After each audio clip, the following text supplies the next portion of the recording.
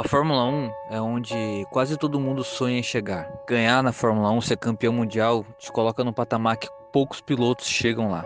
Não existe piloto que não corra, nem que seja no kart, que não almeja a Fórmula 1. Qualquer piloto de qualquer categoria já almejou chegar à Fórmula 1. Mas para você ser campeão, você tem que correr riscos. Riscos que podem custar caro.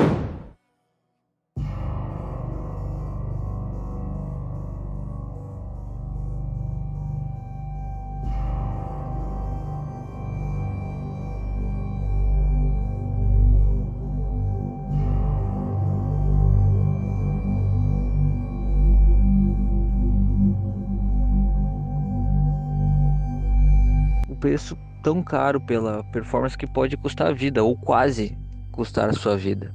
Pode chegar bem perto dela, assim como do Rubens Barrichello em 94, nos treinos livres da sexta-feira, que quase morreu, engoliu a linha, quebrou o nariz, 90 dias a batida.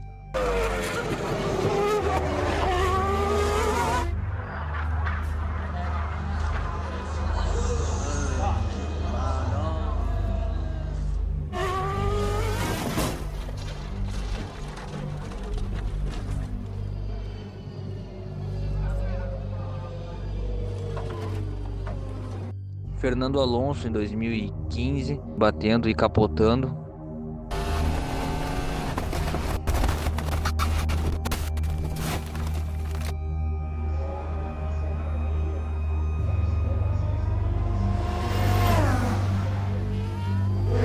Is he okay?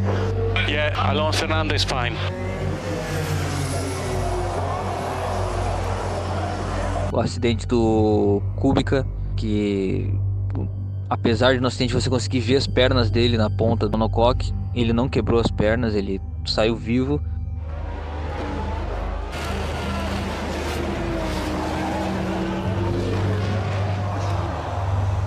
E o acidente que, né, e aquele risco que sai muito caro, que leva nossos heróis, né, como o do Ayrton Senna.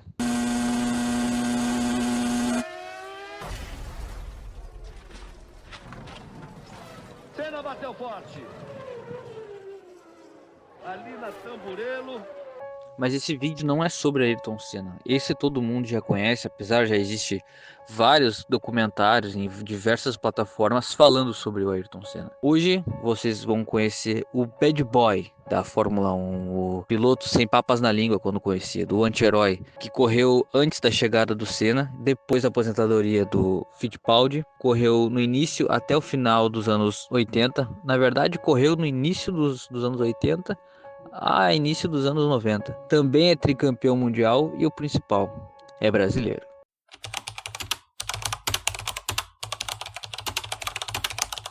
Nelson Piquet Souto-Maior é filho do político Estácio Gonçalves Souto-Maior.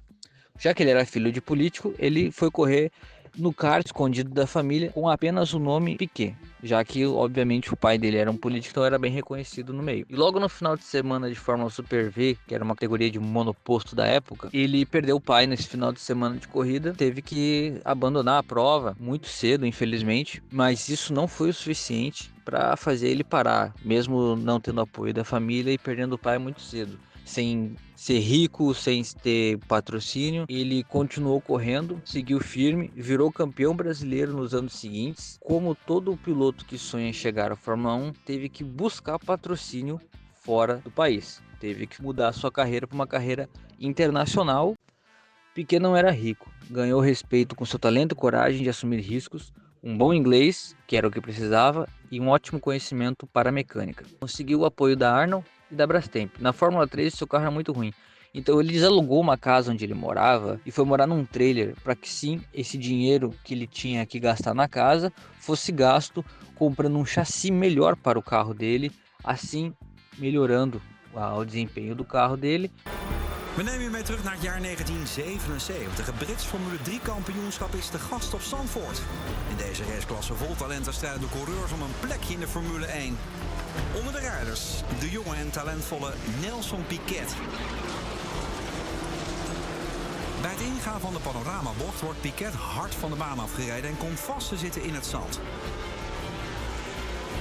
Officials schieten te hulp en de jonge Braziliaan komt er goed vanaf.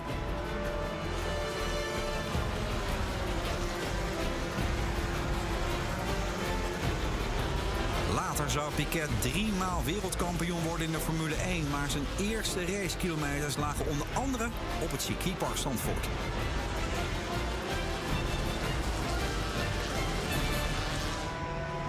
Com ele fazendo isso, conseguiu melhorar o desempenho do carro, começou a vencer corridas e aí só então, em 1978, ele foi campeão da Fórmula 3000. Chamou a atenção do Gordon Murray, que é um gênio da engenharia da Brabham e um dos maiores projetistas, não só da Brabham, como da história da Fórmula 1. Ele indicou o Piquet para Bernie Ecclestone, que era chefe da equipe na época e se tornou chefe da Fórmula 1 anos depois. Antes da sua estreia oficial, que ainda fez uns testes com carros de Fórmula 1 mais fracos, e também um desses carros foi a McLaren antiga, alugada, que fez com que ele pegasse experiência para que ele pudesse entrar na Fórmula 1, entendendo mais como funcionava o freio, a aceleração, a força G e todo o sistema de acerto do carro de Fórmula 1 para que ele conseguisse fazer uma das melhores estreias possíveis. Em 1981, o Brasil voltava ao topo da Fórmula 1, porque sem ter o melhor carro, conseguiu vencer numa disputa acirrada o argentino Carlos Heltman, da Williams. Mesmo com o melhor carro, a Williams teve problemas na última corrida e não conseguiu terminar na zona de pontuação, assim dando o título para o brasileiro Nelson Piquet. Apresentado pela sua torcida nos boxes. Lá vem Piquet. É um momento histórico mais uma vez para o automobilismo brasileiro. É campeão do mundo. É campeão do mundo, Piquet. Brasil.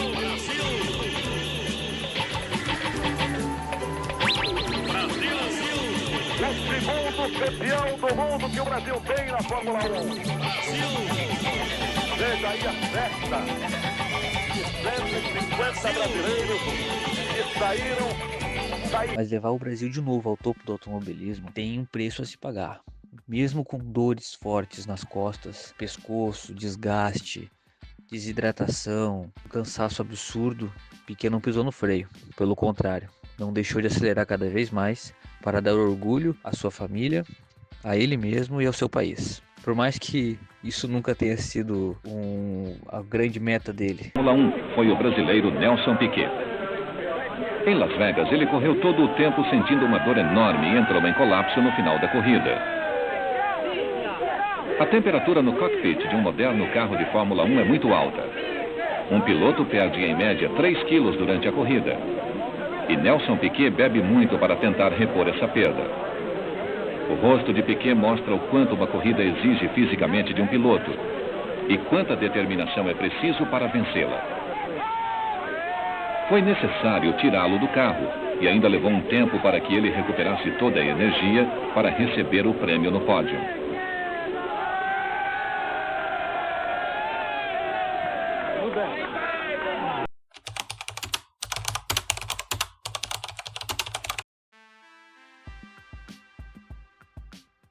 Em 1983, Piquet foi o primeiro brasileiro a ser campeão com o carro turbo. Nos testes, quando eles estavam testando o carro com o turbo, ele chegou nos boxes e falou que esse ano eles iam vencer. Mesmo com a dominância absurda da Renault naquele ano com o Prost, eles tiveram uma virada histórica na última corrida. Uma vitória tão dura que até hoje eles não aceitam. A derrota que fez com que o Prost saísse da equipe. Tinham até bandeiras escritos já o nome do Prost e o nome da Renault como campeão aquele ano. Mas uma virada histórica na última corrida, o nosso brasileiro conseguiu ser bicampeão mundial. O GP da Holanda de 1973 teve a batalha entre Nelson Piquet e Prost. A Renault passou a informação para o Prost que queria parar ele no box para trocar o pneu e fazer o reabastecimento. E o Piquet liderava a corrida. Prost, até terminar esse stint, queria ir para o box na frente do Piquet. Piquet não era o mais talentoso, como ele mesmo disse, até o Senna era mais talentoso do que ele. Mas ele era o mais estrategista e o mais esperto. Ficou na pista aumentando o ritmo, até que o Prost alcançou ele. Piquet deixou o Prost forçar o máximo, forçando o erro. Então, numa reta, chegou atrás do vácuo do brasileiro, onde eles chegaram até o final da reta. O Prost mergulhou tentando tardear o mais próximo possível a freada, freando o mais longe possível. Ele travou as rodas, escorregou o carro e na hora da correção bateu na Brabham, jogando o brasileiro para fora da corrida. Era fim de prova para o brasileiro, mas o tiro saiu pela culatra, porque na mesma volta, meia volta depois, o Prost travou as rodas e bateu no muro, dando fim para a prova dele e com direito ao Piquet zoando ele depois ainda. Because having disposed of Nelson Piquet, that means to say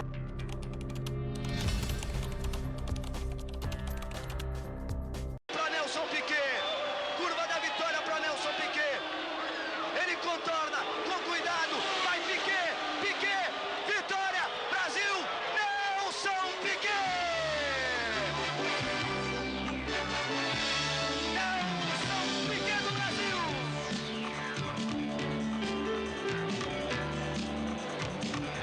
Nelson Piquet do Brasil vence o Grande Prêmio do Brasil de 1983.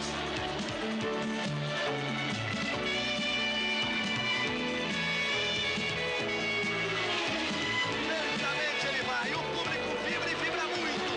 Nelson Piquet, o Brasil vence um Grande Prêmio na sua terra 8 anos depois. Chico Serra em nono. Aí o E depois de vencer o GP do Brasil, veio a conquista do bicampeonato. Piquet usou uma estratégia ousada no Grande Prêmio da África do Sul em 83. Largou com pouco combustível, abriu muita vantagem sobre os adversários e reabasteceu logo na volta número 19. Funcionou. Ele disputava o título principalmente com Alain Prost. A diferença de pontos entre os dois, que 2 corridas antes era de 11, tinha caído para apenas 2 a favor do francês. O brasileiro liderou praticamente toda a prova. Com Prost fora, no fim da corrida, tirou o pé, terminou em terceiro e comemorou o segundo de seus 3 títulos ainda na pista. E depois de ele ter sido bicampeão mundial, Reginaldo Leme conseguiu registrar e tirar na entrevista raros momentos em que Nelson Piquet demonstrava sentimentos. Eu me sinto como se estivesse nas nuvens. Sinto como não fosse, sei lá, não fosse humano, fosse outra coisa, sei lá, né? É difícil de explicar.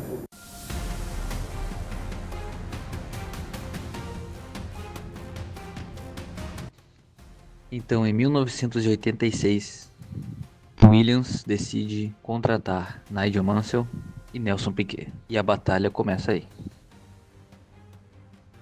Apesar do Nelson Piquet ser polêmico, quem assistiu a série do Ayrton Senna sabe do preconceito que os europeus tinham com os sul-americanos e a sua preferência em contratar pilotos europeus. Dividida entre seus 2 pilotos, de um lado o brasileiro, que já era bicampeão mundial, Nelson Piquet, do outro Nigel Mansell, inglês, como a própria equipe, e que por isso era o preferido. Acredite, essa história não era segredo para ninguém. Segundo o que se soube aqui, Piquet teria dito que a equipe vai de novo perder o campeonato pelos mesmos erros que cometeu no ano passado. E mais, completou dizendo que entre ele e Mansell há uma diferença muito grande, porque ele já foi campeão mundial 2 vezes e Mansell tem cara de perdedor. É uma declaração de guerra de Nelson Piquet. A Williams fez de tudo para fazer do Mansell um campeão. Fez de tudo para ter no Mansell, para ver no Mansell um campeão. Sabendo disso, Piquet não deu vida fácil para Nigel Mansell. Chamou de idiota veloz, até criticou o tipo de mulher com que ele se relacionava. Da sua carreira, né? O Mansell Também. É um idiota veloz, né? Ele realmente ele perdeu 3 campeonatos, né? Idiota veloz é uma definição. Piquet teve uma rivalidade tão forte com o Mansell, mas isso era para ter sido evitado. Ele se reuniu com o Frank Williams pós a vitória e das fases ruins que ele teve na Brabham para negociar seus privilégios como primeiro piloto da equipe. Infelizmente, Nelson Piquet não conseguiu manter esses privilégios porque Frank Williams sofreu um acidente que botou ele numa cadeira de rodas. Logo, os seus contratos, os seus privilégios que foram decididos num guardanapo, num restaurante, foram neutralizados. Em 1986, eles não foram campeão, já que o Mansell era o primeiro piloto. Mas a equipe viu que a rivalidade estava sendo tão grande que eles nem se meteram, deixaram os dois se resolver do jeito que quisessem nas pistas.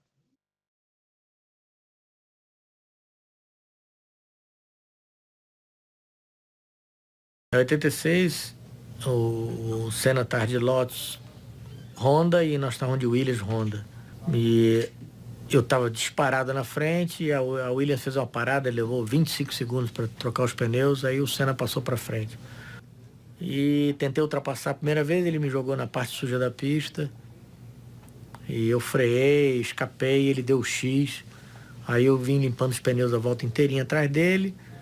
Vim de novo para ultrapassar. Quando eu fui sair dessa vez, ele veio saindo para a parte suja, para mim botar bem no sujo. Aí eu resolvi ir reto e passei ele por fora. Quando ele voltou, que ele viu que eu não fui pela direita, eu fui pela esquerda, que ele voltou, não deu mais, né? Encostou os pneus devagarinho, mas ele viu que eu não fui para grama, eu segurei lá. E aí eu freiei uns 30, 40 metros além do que eu precisava. Vim com os carros escorregando nas 4 rodas. Mandei um gesto bacana, mandei ele tomar no... Piquet chegou. Eles vão contornar primeiro essa esquerda. Aí vai lá fora, ajeita o carro na pequena reta, puxa para a direita. Todo por dentro. Reta do box, vai lá fora. Ajeita e piso da direita, é quase furar. Piquet foi por fora agora. Fez a manobra, outra vez, atravessa na frente de Senna. Senna teve que recolher o Nelson Piquet, veio por fora, veio de lado na frente de Ayrton Senna. Veio de lado o Nelson Piquet, olha o replay. Ele buscou outro caminho, botou por fora, teve que atrasar a freada de novo, travou tudo e veio de lado. E aí foi obrigado a recolher também no meio da curva, não encher a metade do carro do Nelson Piquet.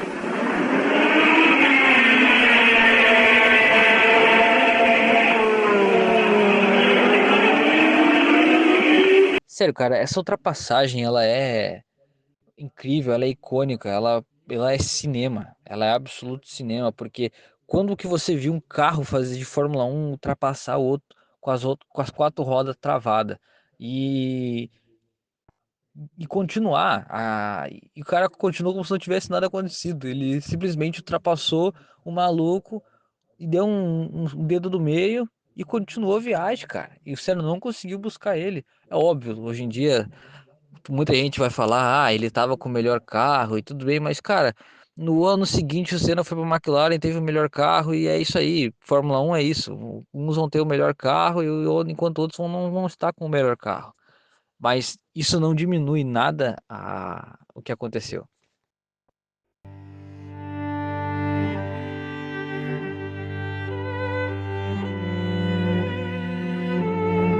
Infelizmente, na pista e na curva que todos os brasileiros conhecem, que quase foi o primeiro brasileiro a morrer ali, com o seu grave acidente.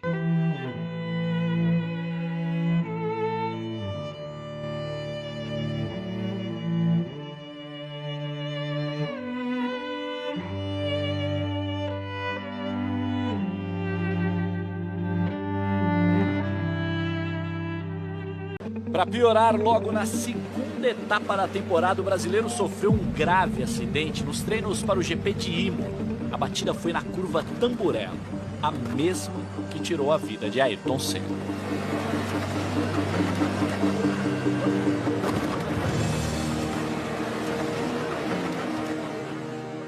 O acidente afetou a visão de Nelson Piquet.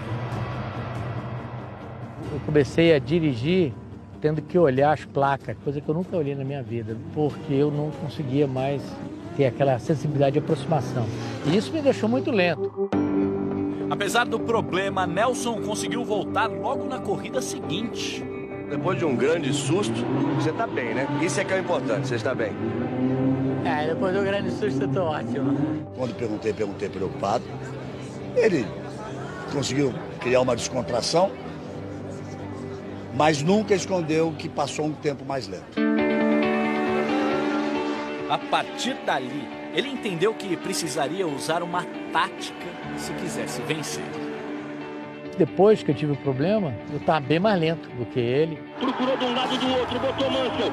Nelson Piquet vai pra cima dele, tenta, Mansell pula na frente. A sorte nossa é que os 2 carros eram os únicos carros que poderiam ganhar o campeonato. Então eu segui ele de perto. Aí Piquet fica muito por fora. Ele vai mergulhar com tudo foi pra cima pra sair na frente. Depois do acidente, Piquet demonstrou que era um piloto estrategista inteligente, sendo reconhecido por jornalistas e respeitado por outros campeões como Niki Lauda e Alain Prost. Ele ganhou muitas corridas com a cabeça, com a sua inteligência. Ele sempre tentava tirar o máximo do carro para conseguir vencer facilmente. Essa não é a opinião apenas dos jornalistas que cobrem a Fórmula 1 desde aquela época. Ele era o melhor, rápido e muito inteligente. Uma combinação de velocidade e inteligência que o fez ser campeão. Ele era um competidor muito duro. Logo no começo de 87, eu já sabia que iria haver uma batalha complicada entre ele e Mansell. Botou por dentro, ficou em posição de ultrapassagem. Piquet vai ter que se contentar, não. Foi pra cima, não quer nem saber. Foi pra cima de Mansell. Outra vez, ele deu um recado ao Mansell. Nelson foi responsável por desenvolvimento dos carros de acerto desde a época da Brabham, e quando chegou na Williams, não foi diferente, bem diferente do seu companheiro de equipe, que era o baita preguiçoso, dito por ele mesmo. Nelson também era inteligente para desenvolver a parte mecânica dos carros. Em 1987, a Williams começou a usar a chamada suspensão ativa. Mansell não acreditava no potencial da peça. Piquet com a nova suspensão ativa, suspensão computadorizada como no carro de Senna. Mansell com a suspensão tradicional. Ele era preguiçoso mesmo, ele queria pegar as coisas prontas, não queria desenvolver nada e encher o saco todo mundo de tudo, sabe? Ele era daquele tipo que queria fazer confusão e só queria aproveitar do bom e do melhor. O Mansell, em relação a conhecimento técnico perto do Piquet, era nenhum, ele não tinha nenhum. Ele só era um piloto muito veloz. Então ele apanhou para saber utilizar a suspensão ativa. É a festa do Brasil, é a festa de... Mas apesar dos bons resultados, Piquet ainda teve dificuldades, porque a FIA resolveu banir a suspensão ativa durante o decorrer da temporada de 86. Nelson Piquet só conseguiu assumir a liderança na metade do campeonato, depois de 2 vitórias seguidas, na Alemanha e na Hungria. Passa Nelson Piquet, o novo líder do Grande Prêmio da Hungria. Em Monza, na Itália, ele venceu outra vez. Só que aí, a Williams decidiu banir a suspensão ativa. A explicação que eles deram para mim é que eles não tinham peça suficiente para botar nos 2 carros até o fim do ano. Eles estavam colocando o piloto contra o outro porque eles pensavam que assim o time iria alcançar o máximo. Piquet, mesmo com as sequelas do acidente, estando mais lento, ele sabia muito mexer com o emocional dos seus adversários. Fez isso e funcionou, já que não era mais tão rápido quanto antes por causa do acidente. Vai em cima dele. Olha que essa briga vai ser terrível.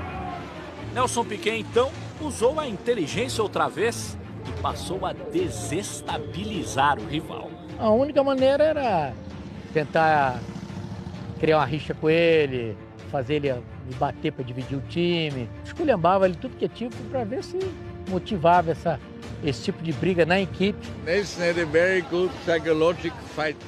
Nelson era muito bom na batalha psicológica entre pilotos. Ele sabia o que precisava dizer para chatear alguém. Na guerra mental, Nelson sempre vencia.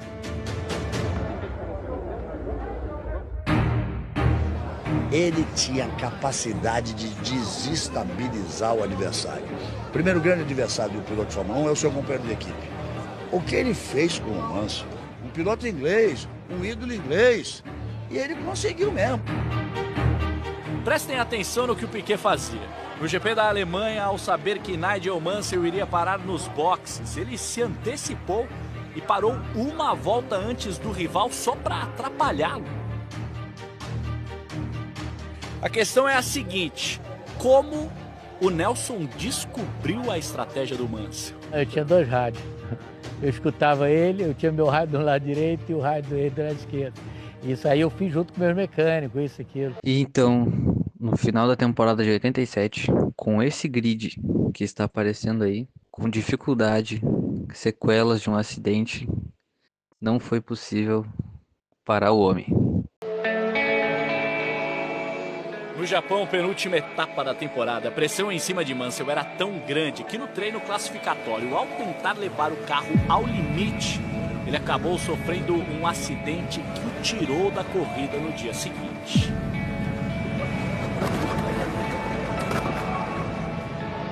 Ali, Nelson Piquet conquistou o título da famosa temporada de 87, mesmo terminando a prova na 15ª posição. Nelson Piquet Sotomayor, o tricampeão mundial de Fórmula 1. Mesmo o campeonato estava decidido, acima de tudo, ele merecia que eu pudesse me entregar inteiramente naquela narração. Tchan, tchan, tchan, tchan, tchan, tchan. Brasil, Brasil, Brasil, Brasil, Brasil, 5 títulos brasileiros da Fórmula 1. O primeiro brasileiro tricampeão mundial de Fórmula 1. Depois de um acidente grave contra um companheiro que contava com o apoio da equipe e que teve o dobro de vitórias na temporada. Por isso tudo, Nelson não tem dúvidas. Eu acho que foi o campeonato mais difícil que eu ganhei. No dia seguinte ao título, essa era a notícia nos jornais. Com direito à seguinte frase: a festa foi animada. Imagine se o Mansell teria condições de fazer uma tão boa assim. Então, em 1991, o Piquet se despede da Fórmula 1, se aposenta. O tricampeão mundial de Fórmula 1, Nelson Piquet, reúne a imprensa em sua loja de pneus para anunciar sua decisão de abandonar as pistas. Depois de 13 anos convivendo com o circo, Piquet não tem mais paciência para correr em equipes pouco competitivas. Se eu não tivesse um time para ganhar um campeonato, ou poder disputar um campeonato, eu não correria. Então, isso não apareceu já até novembro. Eu decidi a me dedicar nos meus negócios e deixar a Fórmula 1. Com 3 títulos mundiais, 208 GPs disputados, 204 largadas, 23 vitórias, 60 pódios, 485,5 pontos, 24 pole position.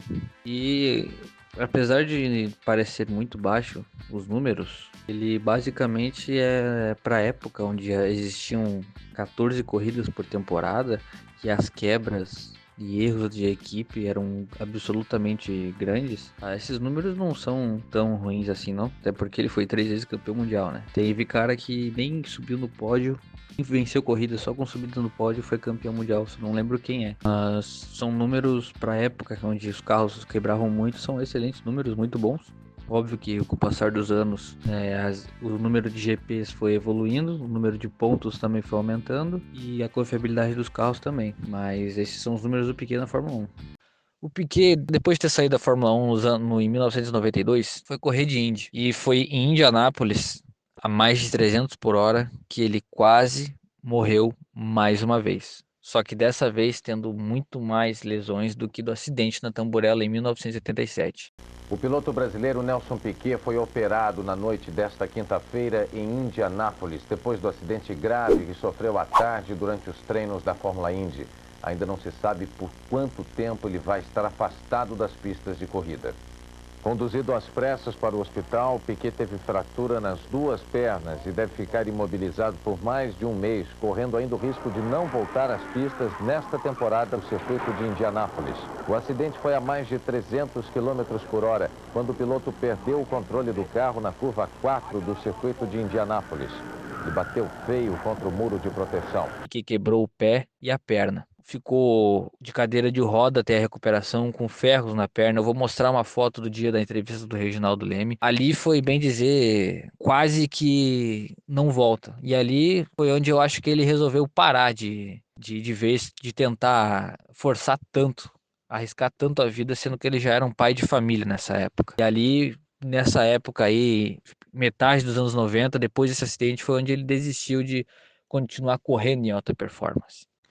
Apesar das declarações de Nelson Piquet sobre Senna, sobre diversos outros pilotos, eu vou mostrar um vídeo para vocês aqui que mostra a reação verdadeira do Piquet ao receber a notícia da morte do Senna. Ali não tem o bad boy, não tem o anti-herói, ali acabou a rivalidade, ali foi um momento triste, onde você vê claramente que ele não está feliz, que ele não está legal, onde ele tenta, né, pela qualidade das imagens e quase acerta, mas ele tem uma boa ideia do que aconteceu, né? Demonstrando a expertise dele com os mundos da velocidade e os acertos de carro. É bem triste o vídeo, né? Ele tá com um semblante bem abalado, desiste do dia a dia dele, volta pro que ele tava fazendo no hotel. Piquet acompanhava uma prova do sul-americano de kart em Florianópolis quando soube da notícia do grave acidente com Ayrton Senna. O piloto preferiu deixar o kartódromo e passar o resto do dia no hotel. Triste e abatido, Piquet recebeu a notícia da morte de Ayrton Senna pela televisão. Morreu Ayrton Senna da Silva. Tem muito o que falar. Ayrton foi Eu tive o mesmo tipo de acidente exatamente há 7 anos atrás, na mesma curva, no mesmo dia, 1º de maio. E tive mais sorte que ele. E o que houve agora com o Senna foi a quebra de uma suspensão traseira, que dá para ver nitidamente que o carro nem fez a curva. E com aquela velocidade, com pressão dinâmica da asa traseira, se quebra alguma coisa atrás, a parte da frente levanta e você fica... o carro não fica dirigível. Então é realmente uma pena que houve, né? Eu acho que na hora do impacto também, a roda dianteira que encostou primeiro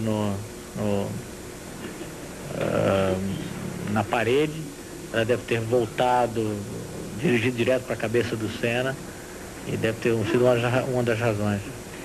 Com o talento e com a vontade que o Senna tinha, queria bater todos os recordes, bater o recorde de Fangio, que seria impossível, só continuar trabalhando na equipe, sem dúvida ele teria continuar com a sua grande carreira. Teve muitas declarações que o Piquet fez, realmente teve declarações que falaram que ele tinha feito. Tudo para o show, o vilão e o herói. Qual dos dois foram melhor, Piquet ou Senna? Cada um tem as suas particularidades. E os dois foram tricampeões. Representaram muito bem o Brasil, isso que importa. Mas deixa nos comentários aí quem você acha que foi o melhor. Não esquece de deixar o like. E muito obrigado pelo vídeo.